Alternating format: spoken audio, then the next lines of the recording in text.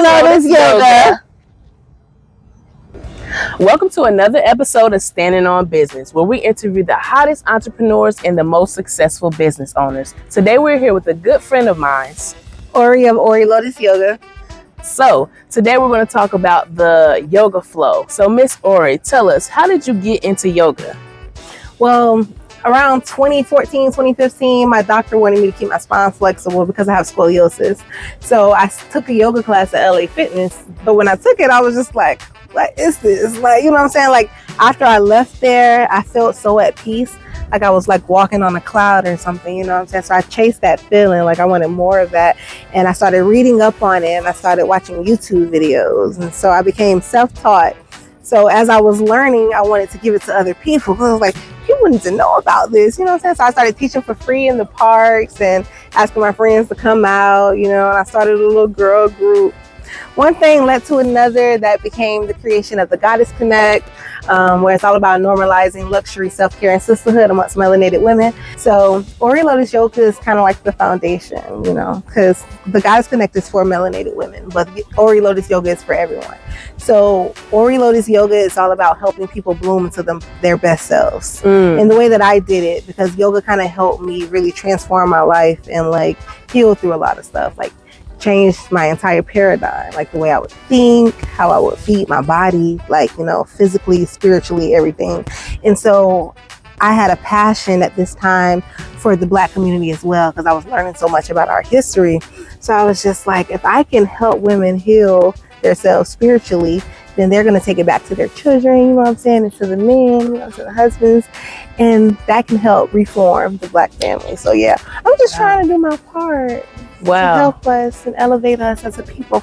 That is powerful. Okay, that's what's up. So yeah, I love it. Yes, that's amazing. So you took an ailment that you had, and from that point, you know, found out you had scoliosis, and you transformed something that could have hindered you into something that can help the whole community.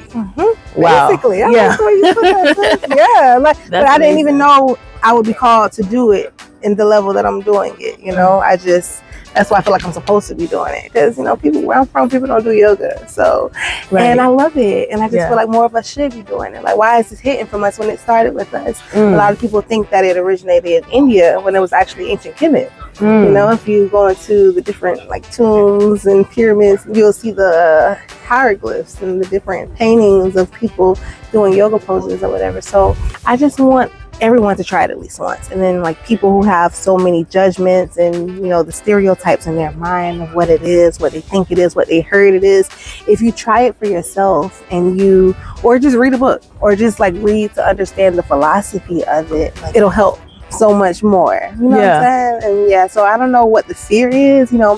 Fear is not of God, though, I'm gonna say that, but a lot of people have a fear, I guess, of doing the practice. When, you know what I'm saying, think about it, it's stretching with the spiritual component, because you're disconnecting from the outside world, you're connecting to yourself to tune inward, to your inner self. It's a practice of unionizing your mind, body, and spirit. So connecting yourself with your body, your mind, you know what I'm saying, your soul.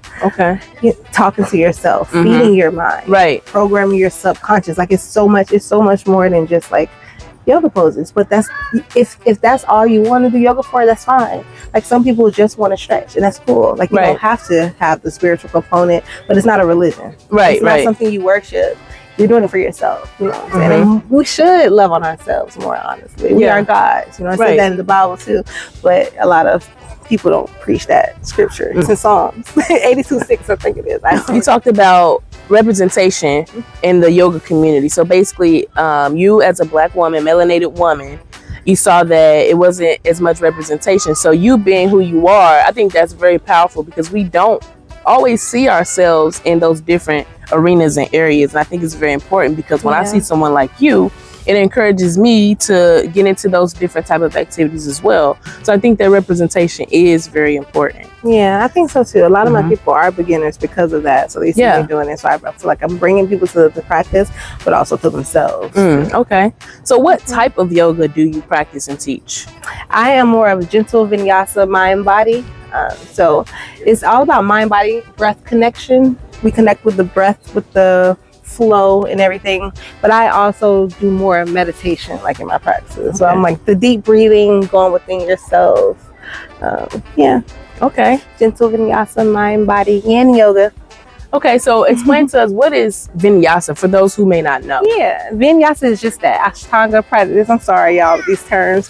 Ashtanga is a Sanskrit term in yoga, but it's a practice of flowing with your breath in your body. So that's the practice of vinyasa. So if you, for example, you inhale, pick your arms up, and as you exhale, you flow, and then you inhale, you halfway. So it's like it helps you disconnect from the world to tune into your body and tune into your breath. It's really okay. Yeah. I like that. I like with that. alignment. Okay.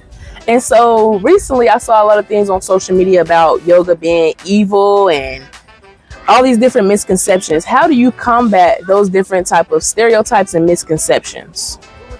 Like we said earlier, I tell people to read a book. So they like try a class for themselves, because at the end of the day, it's ignorance, and not using ignorant in a bad term. It's like if you don't know something, you know what I'm saying? And you spread in these things that you may have heard, you know what I'm saying? It's like, so anything that helps you connect to your highest self, your most divine self, you know what I'm saying? Anything that is positive in that way can be demonic. Now, with everything, there's light and dark, right? There's high and low.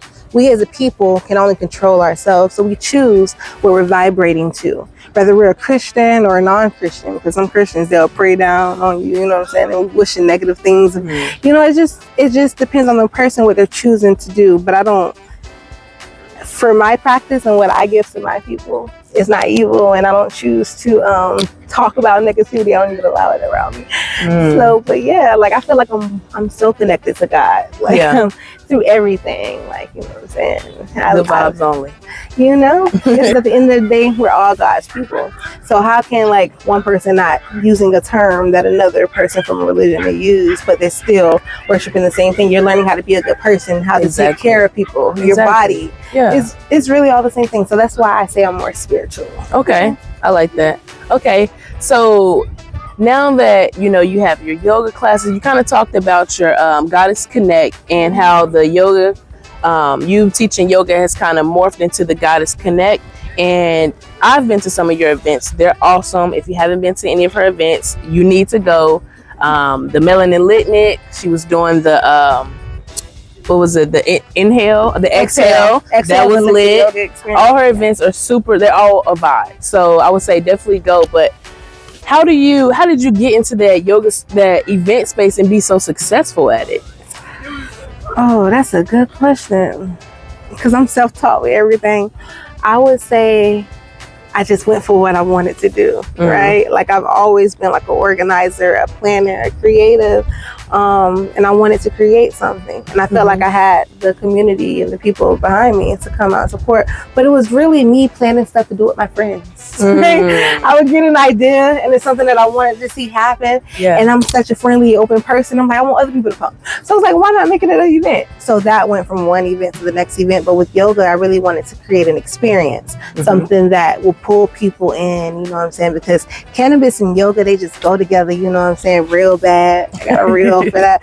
But it's so healing to the system, to the nervous system, the endocannabinoid system, like your body. And so creating that space for exhale was also a healing space as well. Because we would do the medicating, we would do yoga, we would have the sound therapy, the journaling, like at every level it was going deep, but we was also vibing.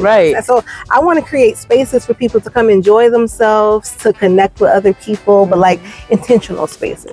So every time I have an idea, I see something in my mind and I just try to execute it. So you was medicating? It's still hard though. I ain't gonna say I got it down perfect, because I'm still getting help from people, you know what I'm saying? I need help. I just feel like when you're doing what you love, you know what I'm saying, the help is going to come. Like even from my friends asking me, you know what I'm saying, do you need help at events? I appreciate all of that. For sure. Okay, so that's good. Well, I want to say, first of all, thank you so much for inviting us to the Self-Care Sunday Yoga Flow today. It was awesome. I feel so relaxed, so rejuvenated, refreshed. I needed this grounding experience being outside, so thank you for that. Also, just let the people know, how can they reach you?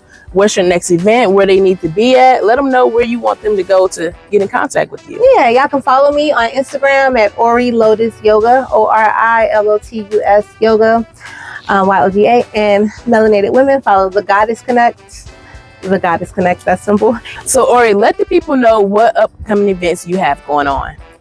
Well, y'all can find me out here in Memorial Park every Sunday at 9:30 a.m., 1620 Riverside Avenue for Self-Care Sunday. And every fourth Self-Care Sunday, we will be having a community creative picnic right after yoga. So it's going to be like a yoga picnic.